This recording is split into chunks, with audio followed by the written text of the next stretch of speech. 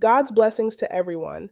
This is a DGHRradio.com news and information news update for the British Virgin Islands, and I'm reporter EVH, reporting the news for Sunday, September 28, 2025, covering the latest developments from across the British Virgin Islands. Public safety leads tonight. Community leaders, educators, faith groups, and law enforcement gathered for a 3-day anti-crime summit in Road Town with a clear message. Only united action can restore confidence in public safety. Sessions focused on youth outreach, school-based prevention, victim support, and modern tools for prosecutors.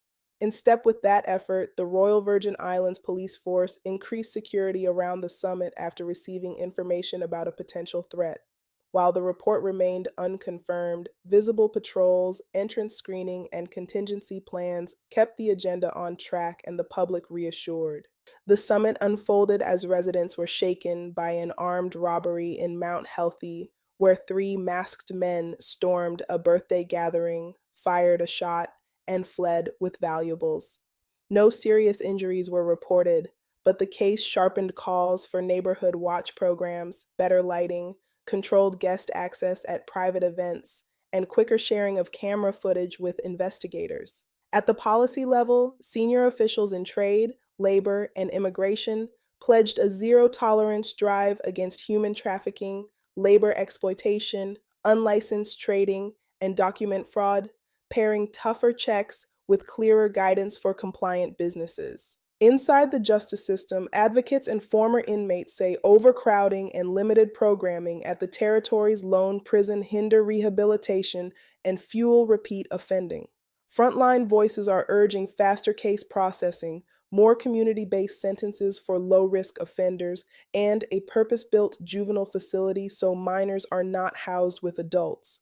Educators and security advisors add that rising youth offenses and more school suspensions demand mentoring, mental health support, after-school activities, apprenticeships, and family-based interventions. As a community, we are left to consider how can schools and youth programs be strengthened to prevent the next crime wave? Are current policing methods truly reaching at-risk communities? And what would success look like for a juvenile center, lower reoffending, better school attendance, or both? These questions matter because the choices we make now can change life trajectories and make neighborhoods safer for years to come. Governance and accountability are also in focus. A Virgin Islands delegation is in London for constitutional discussions that could shape autonomy, electoral processes, and law enforcement cooperation for decades. The debate at home is widening too. Some leaders are reviving the idea of a bicameral legislature, arguing that a second chamber could slow rushed bills and improve scrutiny, while others warn of higher costs and possible gridlock. Meanwhile, reforms aimed at financial integrity continue, with recent high-level visits emphasizing beneficial ownership transparency and anti-corruption standards. Residents are asking fair questions. How can the public help steer these reforms? And what safeguards will keep negotiations transparent and on schedule? Why this matters is simple. Better designed institutions build trust, attract investment, and deliver services that work. Money management remains a kitchen table issue. Government confirms that taxpayers are spending more than $2 million each year on rent for scattered offices while the Ralph T. O'Neill administration complex undergoes renovation. Officials say the rebuild will consolidate services, cut recurring rent, and add storm hardening and energy-efficient systems. The public wants clearer timelines, quarterly progress dashboards, and a plan to reinvest rent savings once agencies move back under one roof. These questions matter because prudent capital projects free up funds for education, health, and security. On the economic front, the territory's leaders are courting tourism partnerships abroad to diversify markets, smooth out the slow season, and attract private capital for infrastructure.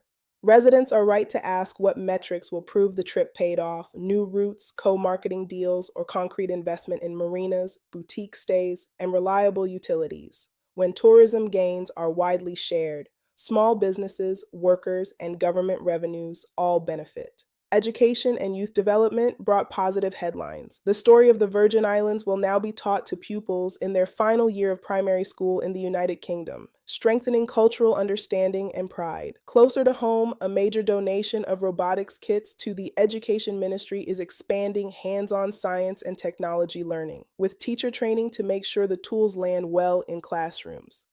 And in sport, the territory will host its first indoor field archery championship with junior and adult divisions, safety briefings, and hopes of building a league calendar.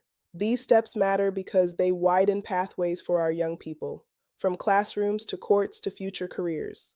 Culture and conservation met on the water as anglers released well over 100 billfish during a two-stage tournament off the North Drop, putting prize money behind catch and release practices that protect a world-class fishery and draw visitors to our shores. Events like this lift local businesses while showcasing stewardship of our marine heritage. Health resilience is on the regional agenda. Our health minister joined Caribbean counterparts in Washington, District of Columbia, to push for disaster-ready clinics, sturdier supply chains, affordable medicines, and stronger prevention of non-communicable diseases.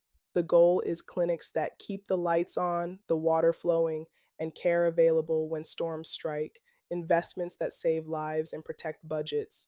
Finally, commentators remind us that global uncertainty, from shifting alliances to economic shocks, can ripple through small territories.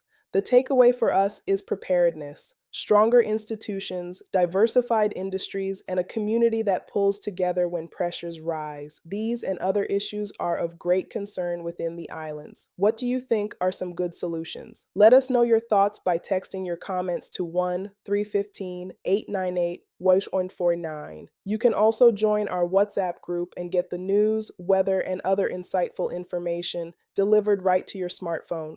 To join, text JOIN to 1-315-898-1449. Please include your name in the text message. You will receive a call to verify your request. I'm your reporter, EVH, signing off for DGHradio.com. Remember, EVH and DGH. Together we explain, verify, and highlight as we deliver global headlines, because on DGHradio.com, the news never sleeps. Ciao.